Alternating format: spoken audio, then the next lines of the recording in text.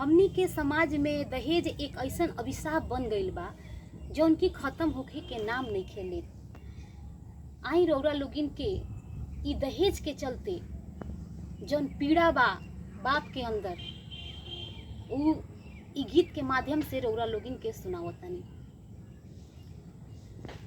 जनती जे जारल जइबू आग में दहेज के, जनती जे जारल जइबू आग में दहेज के, पाप नाही करती हो बेटी ससुरा में भेज के, पाप नाही करती हो बेटी।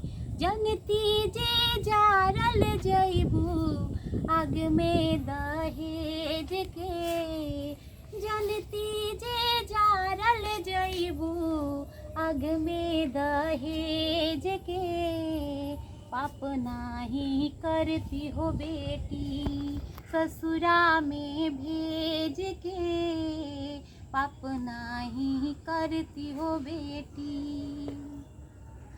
कटले तो होइबू रनिया बड़ा रे विपतिया, रोवते बितला होई दिनवा से रतिया। कटले तो होइबू रनिया बड़ा रे विपतिया, रोवते बितला होई दिनवा से रतिया। माई कही के कुहकल हो खबू, माई कही के कुहकल हो खबू अपना के तेज के, पाप नाही करती हो बेटी ससुरा में भेज के, पाप नाही करती हो बेटी।